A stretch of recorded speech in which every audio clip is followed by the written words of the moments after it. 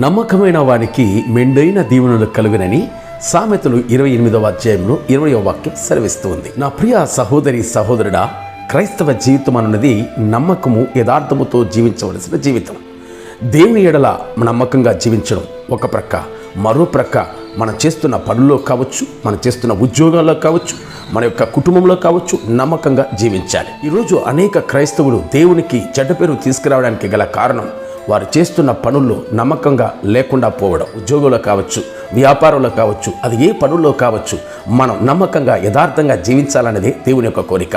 ఇలా నమ్మకంగా జీవించే వారికి దేవుడు మెండైన దీవెనలను అనుగ్రహించడని దేవుని యొక్క వాక్యంలో మనం చూస్తూ ఉన్నాం. యోసేపు యొక్క చరిత్రను మీరు గమనించినట్లయితే, యోసేపు పోతీఫర్ యొక్క ఇంటిలో పనివాడుగా ఉన్నప్పుడు నమ్మకంగా యథార్థంగా జీవించాడు కాబట్టే దేవుడు అతన్ని ఆశీర్వదించడం ప్రారంభించాడు. తద్వారా పోతీఫరే తన ఇంటికి విచారణకర్తగా యోసేపును హెచ్చించడం మనం చూస్తూ ఉన్నాం. దేవునికి యథార్థంగా నమ్మకంగా జీవించిన ఈ యోసేపు యొక్క జీవితంలో కొన్ని శోధనలు కూడా ఎదురయ్యాయి. మనందరికీ తెలుసు, పోతీఫర్ భార్యే యోసేపును వంచడం, తనను ఎలాగైనా సైనించాలని చెప్పి పలు ప్రయత్నాలు చేయడం జరిగింది. ఈ ప్రయత్నంలో కూడా యోసేపు యొక్క జీవితాన్ని మీరు గమనించినట్లయితే, ఒక ప్రక్క తన యజమానుడికి నమ్మకంగా ఉన్నాడు, మరో ప్రక్క తన దేవునికి నమ్మకంగా ఉన్నాడు. దేవునికి నమ్మకంగా యథార్థంగా జీవిస్తున్నప్పుడు కొన్ని శోధనలు ఎదురవుతూ ఉంటాయి. ఈ శోధనలకు కొన్ని సందర్భాల్లో కొన్ని శ్రమలు వస్తాయి, కొన్ని భయంకరమైన పరిస్థితులు మనకు ఎదురవుతూ ఉంటాయి. చెరసాలు వంటి కార్యాలు యోసేపుకి ఎదురయ్యాయి. కానీ ఆ చెరసాలు యోసేపు యొక్క జీవితంలో ఆశీర్వాదాన్ని అడ్డుకున్నాయా? లేదే.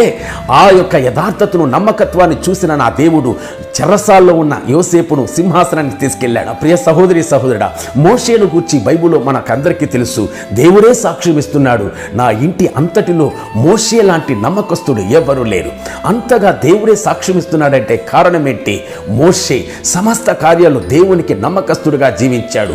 తను అప్పగించబడిన దేవుని యొక్క పరిచర్యలో నమ్మకంగా జీవించాడు. ఈ లోకపరమైన జీవితంలో నమ్మకంగా జీవించాడు.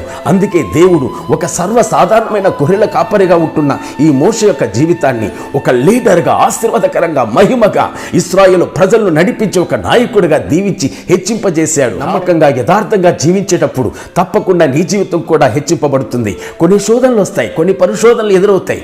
వీటిల్లో కట్వాన్ని కోరుకుంటున్నాడు. ఈ వాక్యాన్ని వింటున్న నీ జీవితంలో నువ్వు చేస్తున్న ఉద్యోగంలో కావచ్చు, వ్యాపారంలో కావచ్చు, నీ కుటుంబంలో కావచ్చు నమ్మకంగా జీవించు.